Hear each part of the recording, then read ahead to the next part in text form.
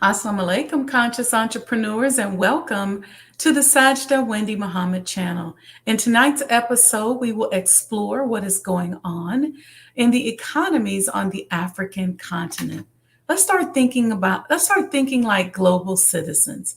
So sit back, relax. We'll be back. I'll give y'all time to get in the room. Make sure you like, subscribe, and share. Make this go viral. Go tell a friend, and we'll be right back.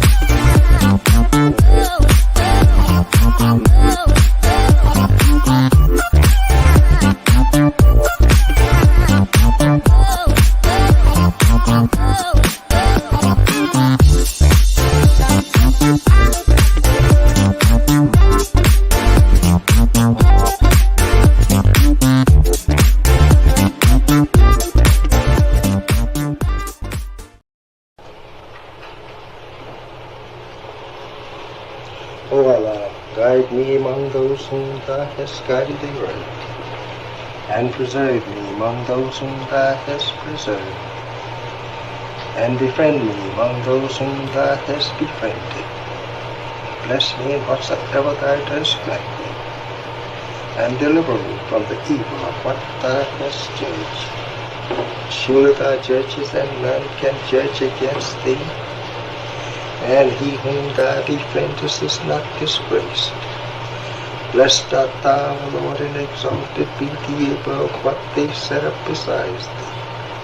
I bear witness, nothing deserves to be served besides Thee, and I bear witness that Muhammad is Thy servant and apostle. Amen.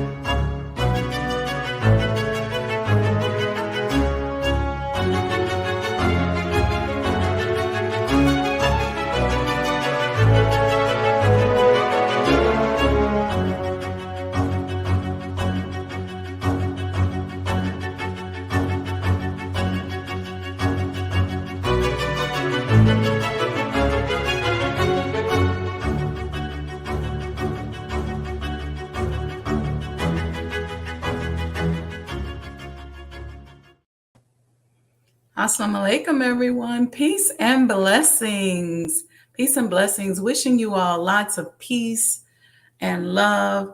Thank you for tuning in. I know you have so many things to do, and I appreciate that you show the channel love and support. I do my best to bring you some free game. You got to put the game out there, and that's the idea for me. I give away the game because so many times people play games with us by withholding the game.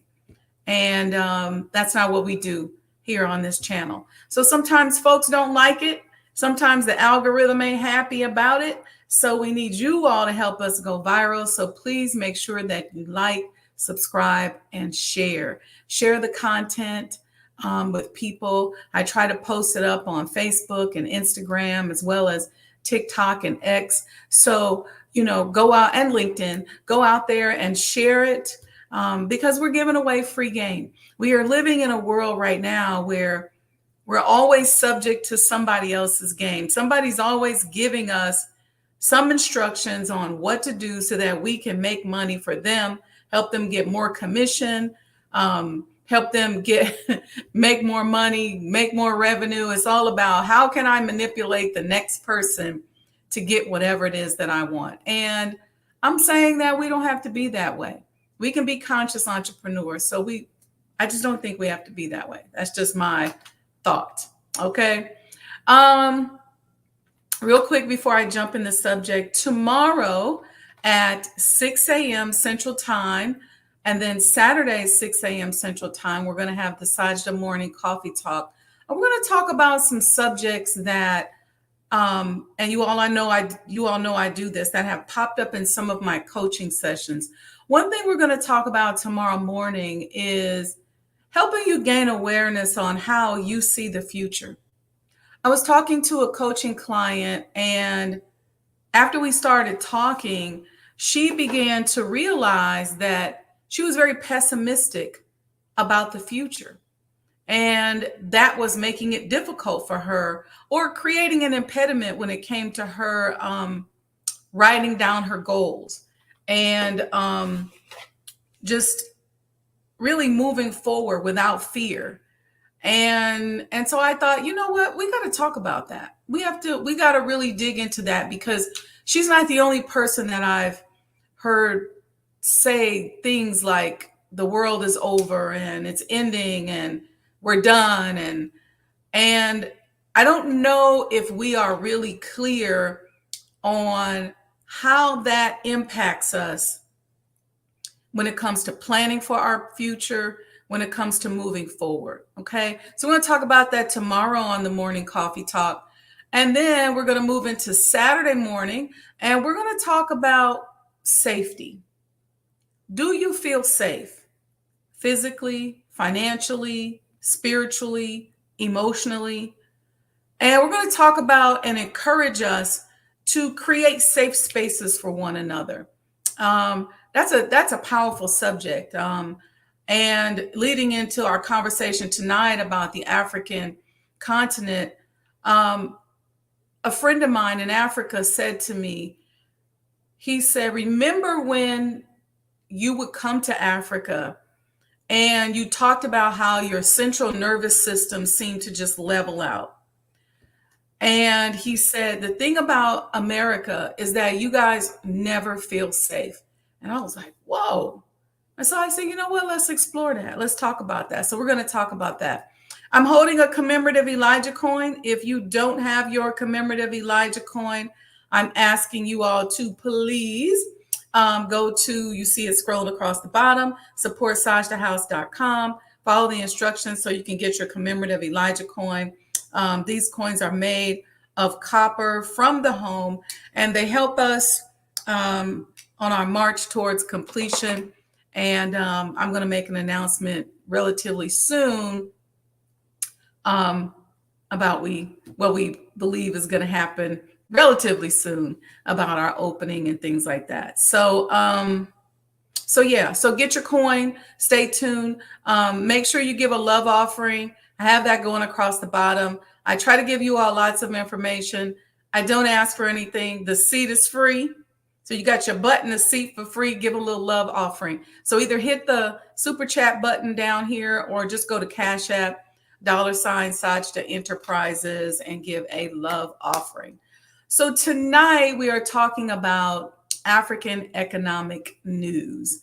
And I'm working on just a download of a show that we may have coming on every week, just talking about world economic news in general, because I think it's so important that we learn to become global citizens and have a global perspective when it comes to business and the economy. Part of a lot of our problems and the reason why we don't understand things that we see happening here in the US, and the reason why it's difficult for us to pivot oftentimes, is because we're very laser focused into this small little economic microcosm. And one of the ways that I think we can begin this process is to make ourselves aware of what is happening around the world. Okay. You all know that I'm an international business and real estate professional. I'm very proud and honored to be that, because it's something that I wanted to be my entire life, was to have an international focus, an international footprint.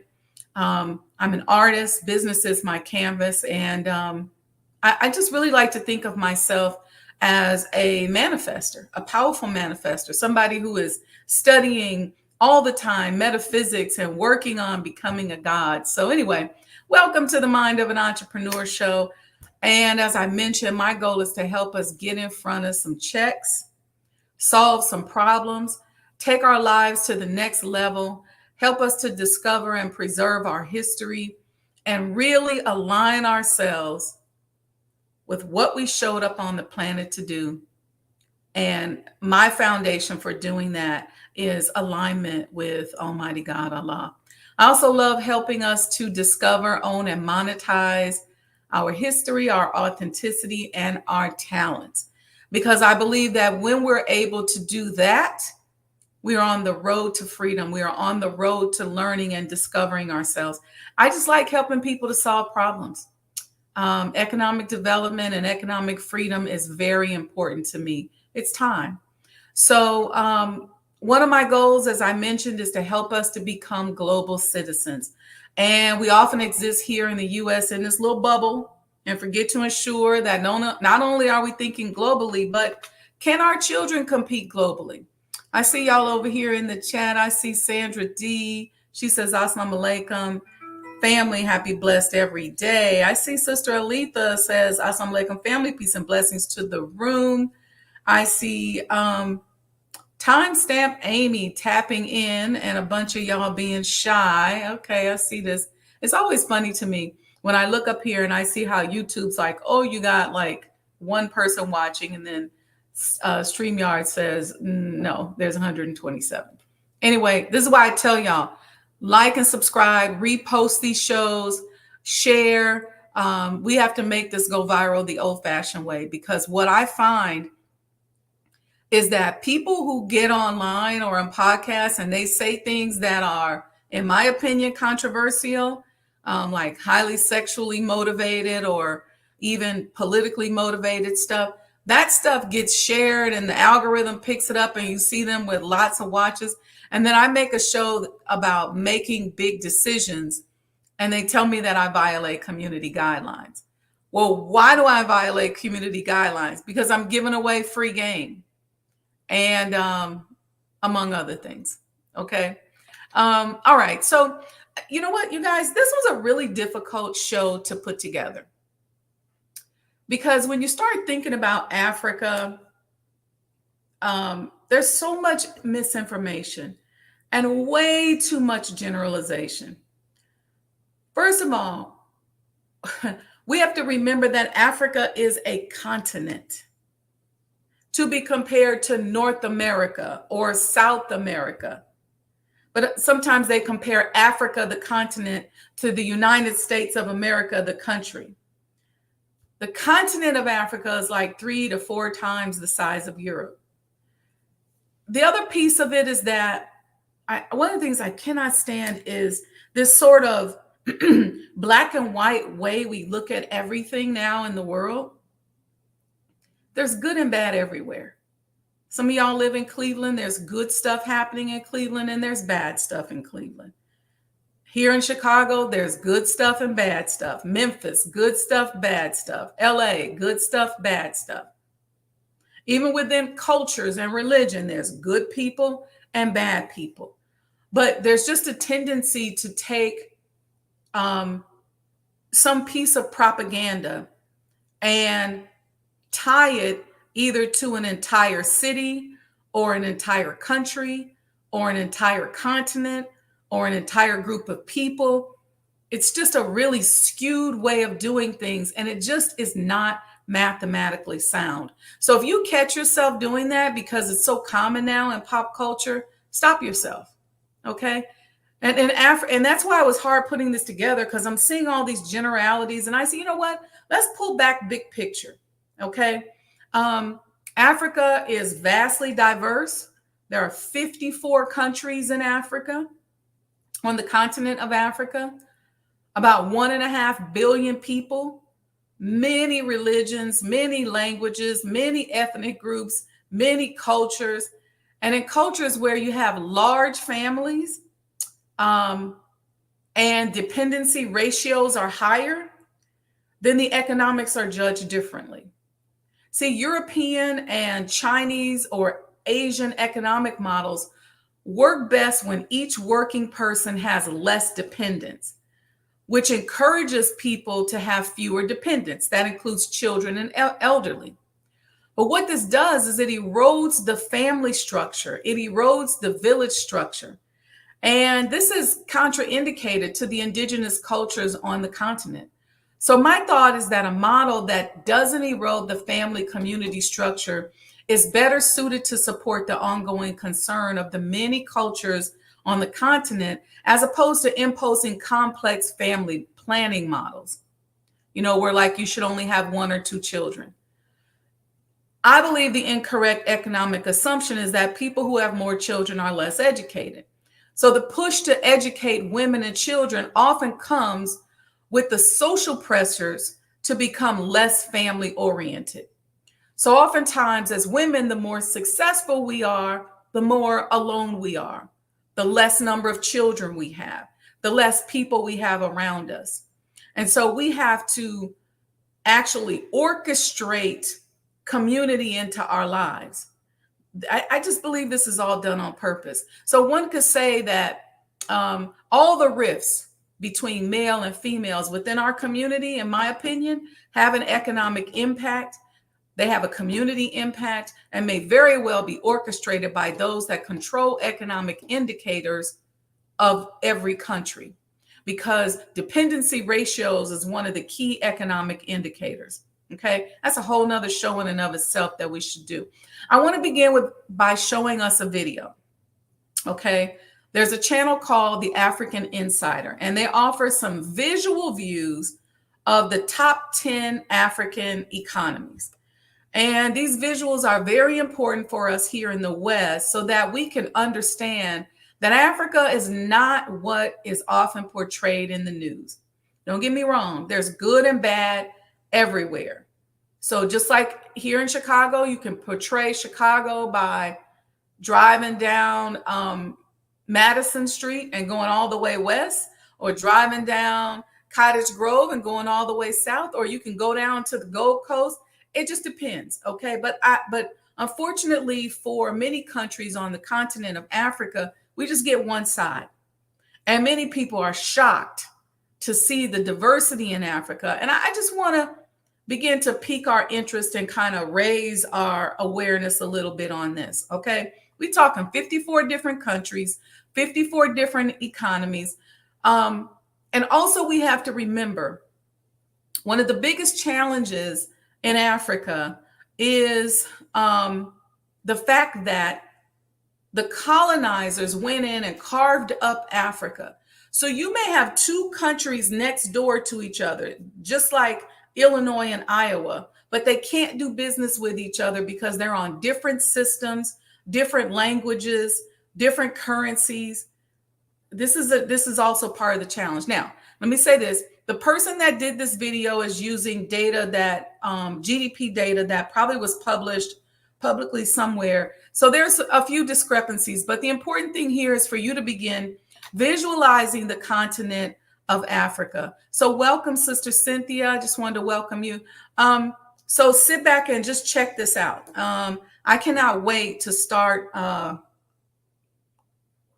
again putting together some business tours and trade missions on the continent of Africa. I decided that I'm going to start doing that. And hopefully, inshallah, we can start as early as next year, where we actually go on trade missions. And these will be for conscious entrepreneurs only.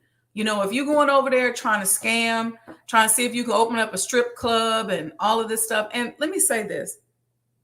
I heard that, so let me say it this way. The country of Ghana in sub-Saharan West Africa has been very welcoming to us as Black people in the diaspora, okay? And I heard that people are going there trying to figure out how they can open up strip clubs and bring some ratchetness to the country. And I just want to say to us, please be conscious and please do not do that. When you do something like that, let's say you open a strip club in Accra, and Accra is a metropolitan area. Let's say it's like being in metropolitan Chicago. But you may have people that live out in the country or out in the village, and they may not make $1,000 a year. Now, I'm not talking about the professionals that work in tech and many of the different sectors in the city. They may not make $1,000 a year out in the country. It's like if you go to some parts of Alabama and Mississippi, I was just learning that they can't even get CAT scans and MRIs. So think of it like that. And then you say that there's an opportunity to go to town in Accra, work as a stripper, and you can make $1,000 a night. Do you know what you will do in terms of disrupting the morale? So I would just say, don't do that. We have to go to Africa being leaders. We can't go there with the same ratchetness that we're trying to get away from. We got to go there as conscious, moral people, regardless of what your religion is. You got to go there with being responsible, being educated, and not participating in some of that drama. We saw that happen in Liberia. When Liberia was created, it was supposed to be for freed slaves. And then these freedmen's people went over there with this Jim Crow mess, this Willie Lynch stuff. And now you got the lights against the darks. You got the indigenous Liberians versus the Americo-Liberians. And we brought all this mess and drama and this psychological trauma from the United States right over there and ruined a beautiful opportunity. Let's not make that mistake again. So while we're running to Senegal and while we're running to Accra, and while we're running to all these places, let's not take our ratchetness with us. So these trade missions I'm talking about will be for conscious entrepreneurs. It don't mean we're not going to have fun. It don't mean we're not going to have adventures. It doesn't mean that we are not going to be real people. But in terms of monetizing ratchetness and raping and pillaging, just like this wicked demon over here in the United States does to many of our communities, missing girls, sex trafficking. This is happening right now in modern day America in many of our communities. Many of us know people, I know people right now that have children that are missing, girls that are missing, people being raped, people being shot. Let's not go there with that. Anyway, we're going to watch this video, okay? Be mindful that some of the GDP numbers may be a little bit dated, but I want you to just pay attention to the landscape and start to Allow your mind to expand into the idea that Africa is not necessarily what you may have been taught. All right, so here we go. I'm going to take myself off the screen. Welcome to African Insider. In today's video, we'll be exploring the top African GDP economies in 2024. Join us as we delve into the economic landscapes of the continent's leading nations, analyzing key factors driving their growth and development.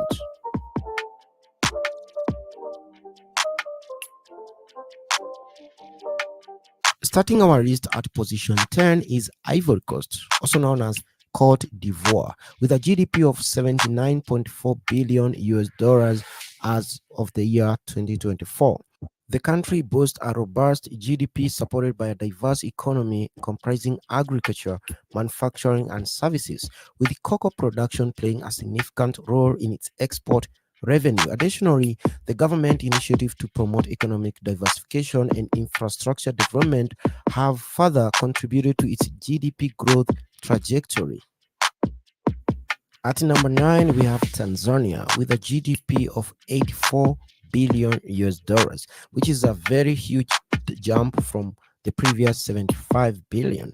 And they're mostly involved in mining, where we have gold, diamonds, and gemstone. And then agriculture also plays a great role in their GDP. Tourism is also one of the top earner for Tanzania, with the national parks like Serengeti National Park and tourist attraction like the Zanzibar, Zanzibar, which is the island, and Mount Kilimanjaro. All those together have made Tanzania the 9th largest GDP economy on the continent.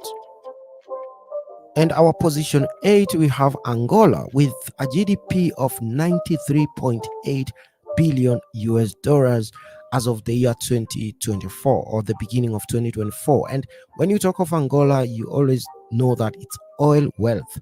Angola is a major oil exporter, with Angola's economy heavily relying on oil revenue. The economic challenges they have is the post-civil war reconstruction and diversification efforts that are taking place in Angola. For our position 7, we have Kenya with a GDP of 112.7 billion US dollars. Kenya's GDP economy showcases a diverse mix of sectors, including agriculture, manufacturing, services, and tourism, with notable growth in information technology and financial services in the recent years. M-Pesa, the mobile money revolution that started in Kenya. And also, don't forget government-led infrastructure projects like the Kenya's Standard Gauge Railway and other initiatives that have led to boost entrepreneurship, innovation, and basically boosted their GDP growth in recent years. And for number 6, we have Morocco with a GDP of 147.3 billion US dollars. And just like Kenya, Morocco's GDP economy is characterized by a diverse mix of sectors, including agriculture, manufacturing, services, and tourism, with the latter, the tourism, being a key driver of economic activity and employment in Morocco. Government-led reforms and strategic investments in infrastructure and renewable energy have further bolstered Morocco's position as a regional economic hub. At position 5, we have Ethiopia with a GDP of 155.8 billion US dollars. How Ethiopia jumped both Kenya and Morocco is a story for another day, but the Ethiopian GDP economy is primarily driven by agriculture, manufacturing, and services, with agriculture employing a significant portion of the population and contributing substantially to the export earnings of Ethiopia. Now, the other key sector is the government-led industrialization, and particularly the Grand Ethiopian Renaissance Dam that has contributed to their GDP hitting 155 billion. As we head to position 4, the margin between the previous number 5 and the further one widens with more than $100 billion. And at position 4, we have Algeria with a GDP of $267.7 billion US dollars. Algeria's GDP economy relies heavily on hydrocarbon exports, particularly oil and natural gas, which constitute the majority of its export revenue and government income. Efforts to diversify the economy into sectors like agriculture, manufacturing, and renewable energy are still ongoing. But also, don't forget that the war in Ukraine bolstered the Algerian GDP growth as more European countries started buying gas from Algeria. Now, on to position 3. For position 3, you're going to see also a huge margin in the GDP growth between 4 and 3. So we have South Africa with a GDP of 408.1 billion US dollars. And the country's GDP economy is diverse, encompassing sectors such as mining, manufacturing, agriculture, and services, with mining historically playing a significant role in export revenue for South Africa. Challenges such as high unemployment and inequality still persist in South Africa, but ongoing efforts to address structural reforms and promote investment aim to bolster the economic resilience and inclusive growth of South Africa. For position 2, which is a country I suspect you'd have guessed, is Egypt with a GDP of 476.8 billion US dollars. The country's GDP economy is multifaceted, with key sectors including tourism, agriculture, manufacturing, and natural gas production contributing to its economic output and employment. Despite challenges such as political instability and infrastructure limitations, government reforms and investment initiatives aim to stimulate economic growth and diversification, positioning Egypt as a regional economic powerhouse. And lastly, our position 1, we have Nigeria with a GDP of 494.4 billion. That is 494.4 billion US dollars, which is a drop from the previous GDP of more than 500 billion US dollars. Nigeria's GDP economy is primarily driven by oil production, which historically has been the main source of export revenue and government income, though efforts to diversify into sectors like agriculture, manufacturing, and services are underway. Challenges such as corruption, insecurity, and infrastructure deficits still persist in Nigeria, but ongoing reforms and investment initiatives aim to foster sustainable economic growth and reduce dependency on oil in Nigeria, though I still doubt. But that's those efforts that are taking place.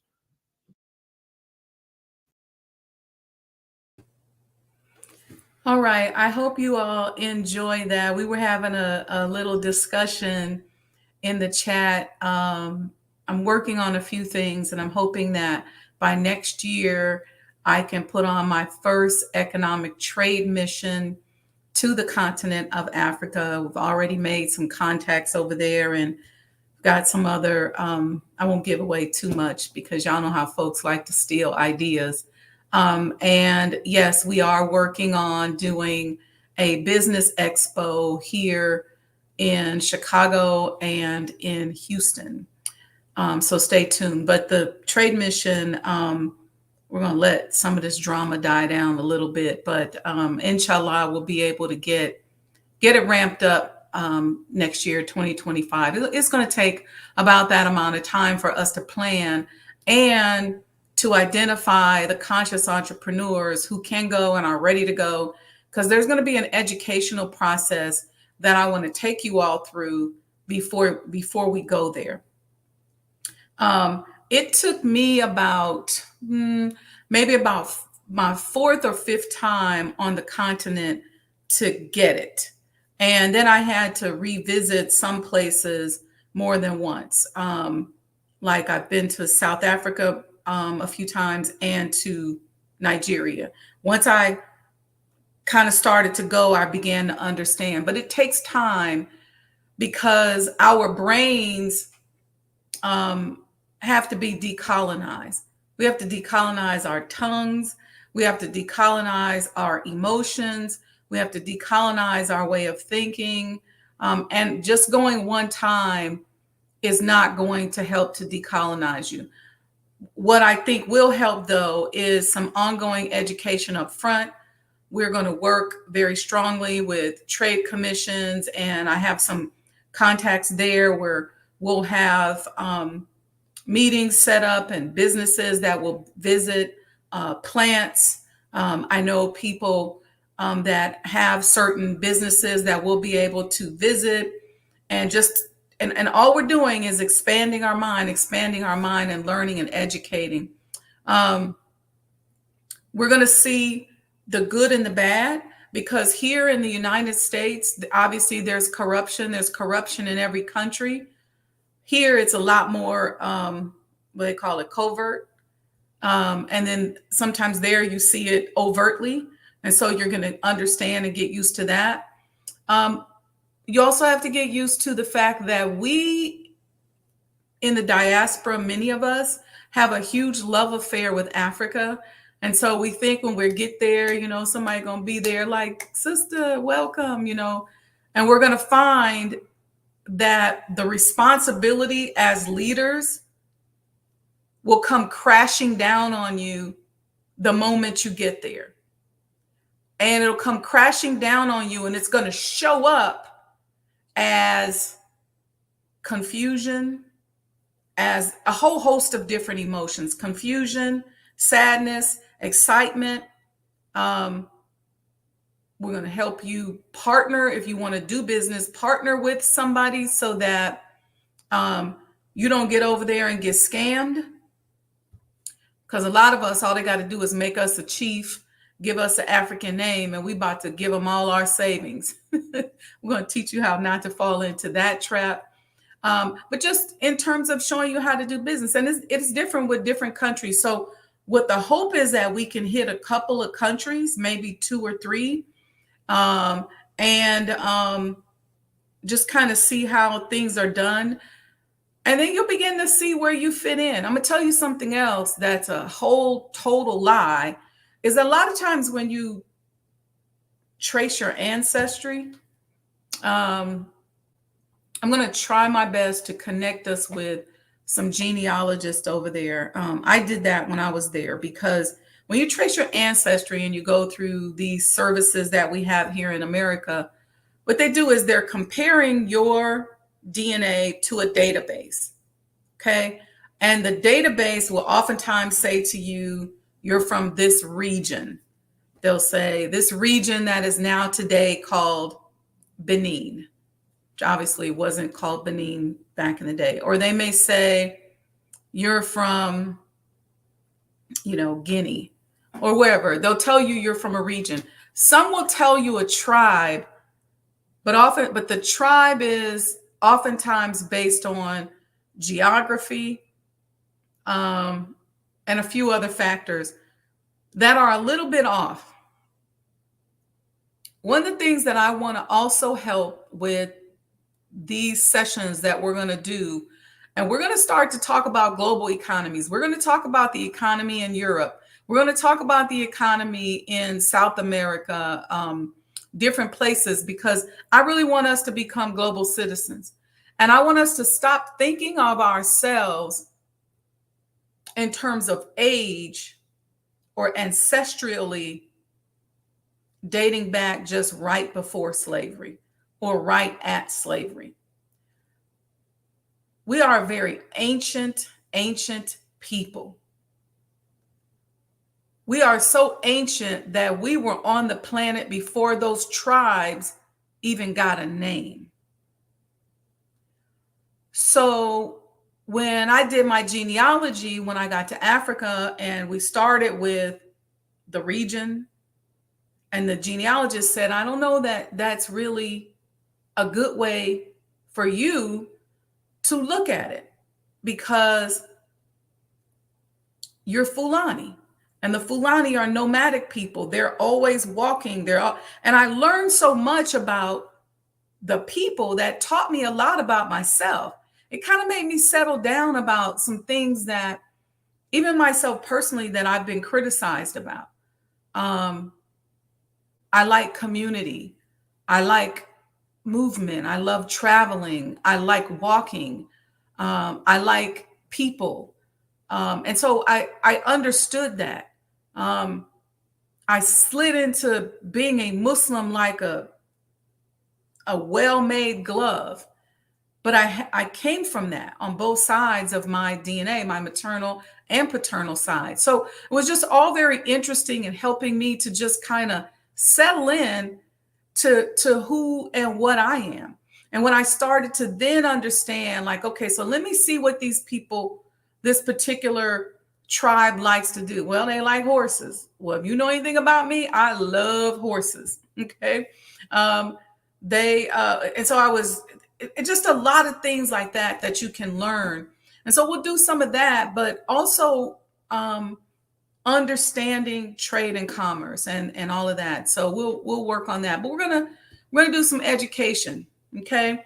We don't want to sleep on South America and the indigenous history that is there, Central America and the indigenous history that is there. We just want to be global citizens because we are very, very, very ancient. And if we really understand who we are, then we understand that we have inhabited the entire planet and the entire universe. Did you know that there were pyramids all over Central and South America before the Catholic Church went in and Catholicized everybody? And they ended up tearing down the pyramids and building their churches on hills. I know y'all didn't know that. You can look that up. You can Google it. That's why if you travel a lot of times to, I remember being in Nicaragua and I remember seeing this church, Catholic church, just up on the hill, like in the middle of nowhere with a big old cross. And I said, why is that church just look so random?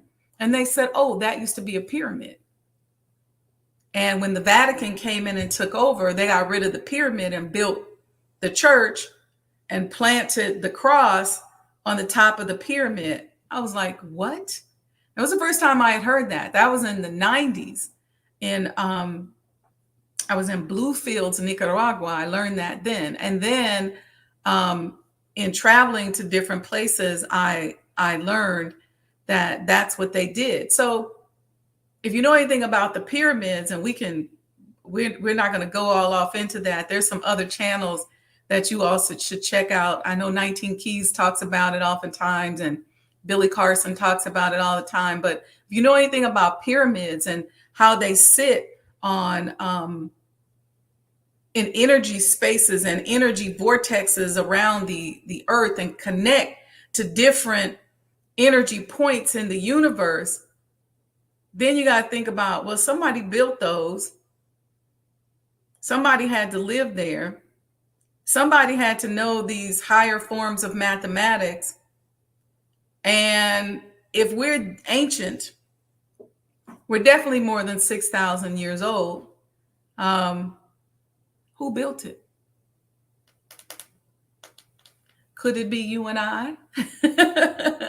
So this is what we have to expand our mind to think about, right?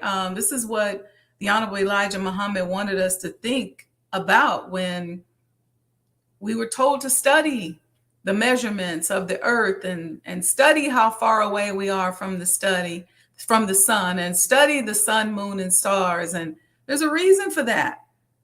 There's a reason why we study high levels of mathematics. There's a reason why Mother Tynetta was always teaching us about crystals and utilizing elements from the earth that were made for us as tools. We just lost that knowledge. And so you're way more than a former African enslaved person. You were here way before that. Way before. We are the original man and woman, descendants of the Creator, believe it or not. So anyway, I wanted to take that time and take a minute to just raise our awareness about Africa. I hope that little video made you want to go and study. And I'm going to keep educating us and sharing so that when we take these trade missions, and look, hey, we may even do some virtual trade missions. I don't know, but we'll get creative, because we're going to make sure that our mind understands that we are not imprisoned here in the wilderness of North America. We are universal and global citizens. Yes, we are. And now the beautiful thing is, with the World Wide Web, we can make money anywhere around the world if we just learn to expand our mind. But we have to first free ourselves. And it doesn't matter how old you are. You can be as young as 10, 11 years old. You can be as old as 95 or 100. It doesn't matter. It does not matter. There's nothing that says, see, the colonized mindset that many of us have is a mindset based on rugged individualism. Before we showed the video, I talked about how Africa is not off as a continent, is not often judged as being able to be competitive in the future because of its dependency ratios. So Asian models like in China and places like other parts of Asia, they have less dependence.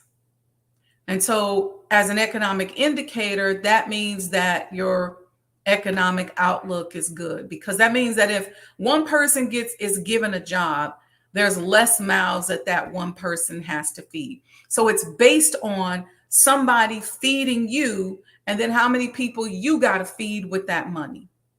Okay. That's why there used to be this thing in China where you could only have one child or 1 to 2 children. There's a thing in Korea where a lot of the young people are not having sex. They're not getting married because this mindset of teaching people that the less children you have, the better off you are, leads to this rugged individualism. And so the push becomes to educate more women, because if women are in the traditional workforce, then they can't have that many children. They will have less children. So instead of pushing women towards fields like, say, selling real estate or having a business online where you can literally have a family and be a businesswoman, the idea is for you to go and get your sustenance or your money from somebody else, to work, go get paid from somebody else. There's a certain amount of hours that you're required to give, which means there's less hours that you can give to your family. So families are getting smaller and smaller and smaller. And then there's these rifts that are created. Go back to Willie Lynch, between the male and the female. We see it so much in our community. So the more successful we are, especially as women, the less friends we have, the less likely we are to be married, the less likely we are to have children, the less likely we are to participate in community.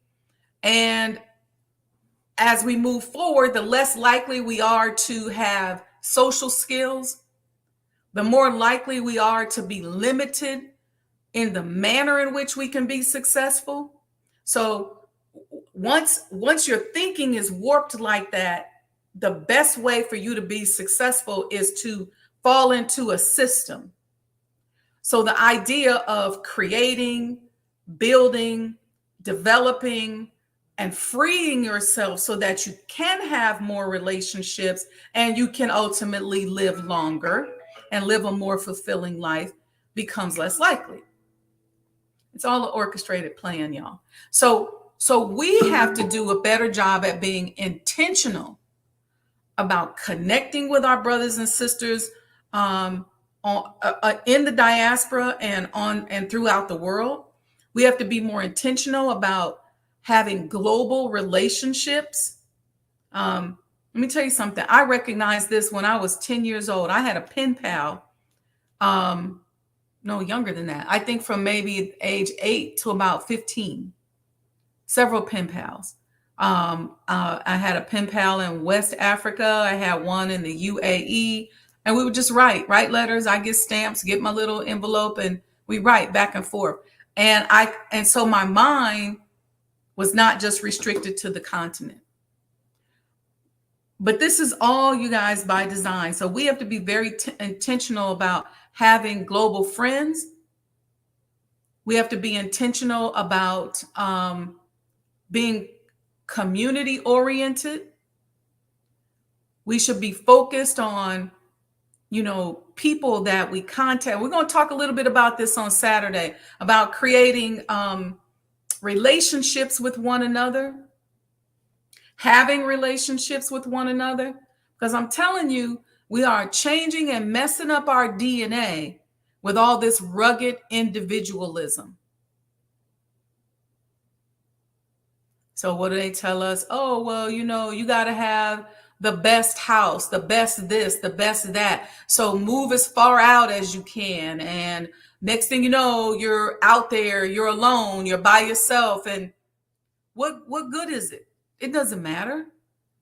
Community is everything, family. And we have to focus on getting back to community. Families have to be more intentional. A lot of us go years and years without ever seeing our family. Then we have this illusion that we got all this family and that everybody loves each other when we really don't, because we don't even see each other. We don't check on each other. We don't talk to each other. We don't even care about each other. But make it a point. Make it a point. I remember when my father passed and all the brothers and sisters, we all said, well, now it's all the brothers and one sister. I'm the only girl left. Wow. And we said, we're going to get together once a year. I think maybe we've done it once since 2009. Shame on us.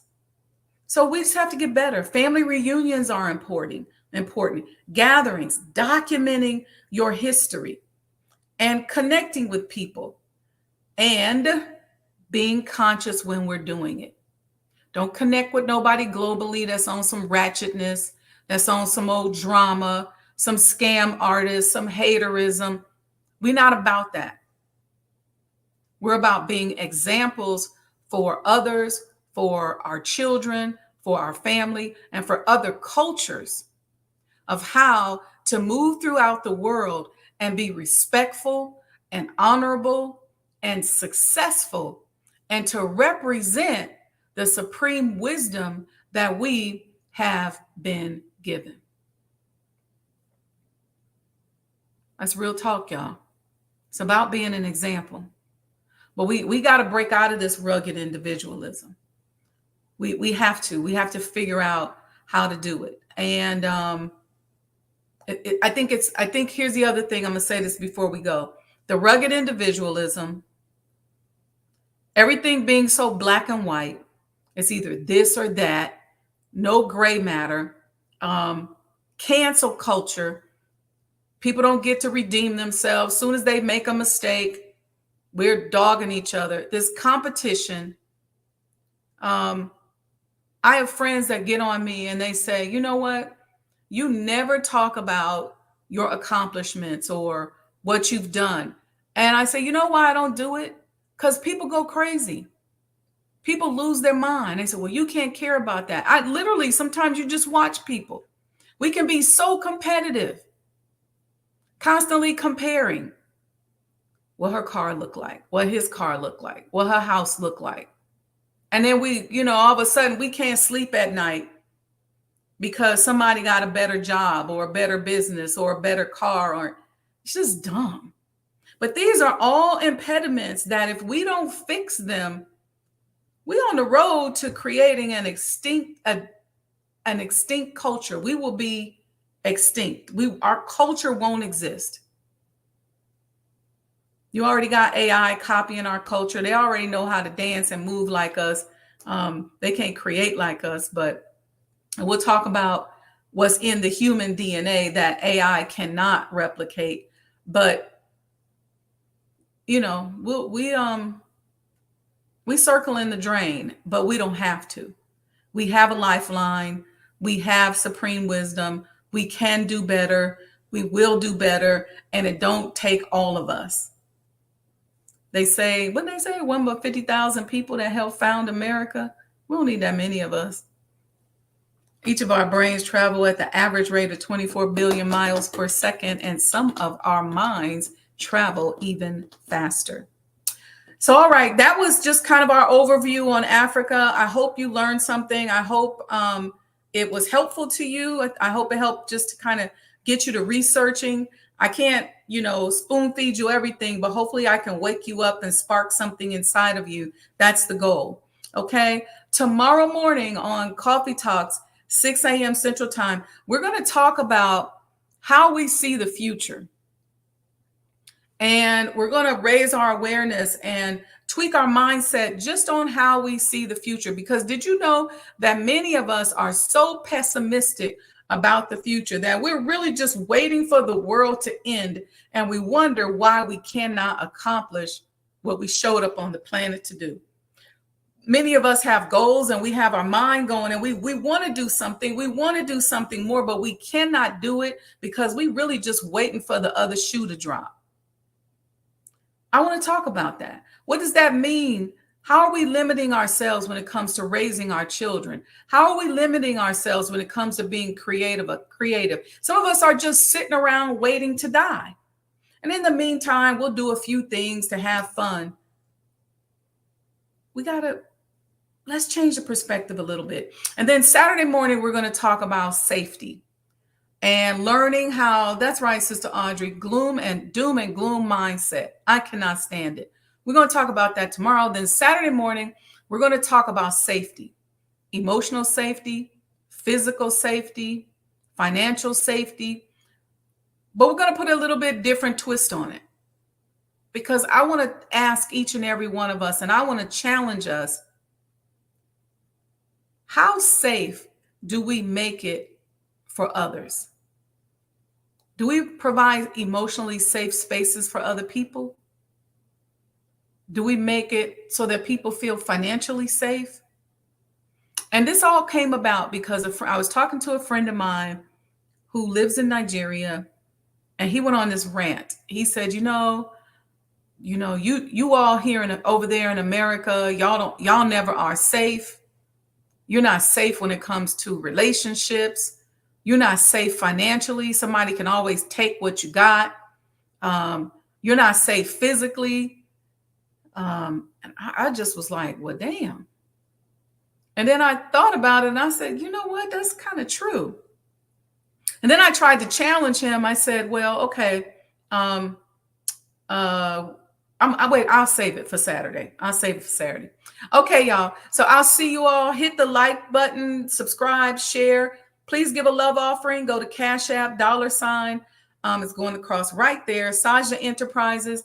We don't charge for anything. I take care of the platform and all the subjects and everything. And I just want to feed and share with you. Look, y'all, I wish each and every one of you peace, which I believe is the greatest wish that any of us can wish upon one another. Peace, love, more goodness than you've ever experienced or imagined. And be it the will of Allah, inshallah, I will see you all tomorrow morning for Sajdah Morning Coffee Talks. See you all soon. And thank you so much. Thank you for your continued support. And thank you for chiming in. Peace and blessings.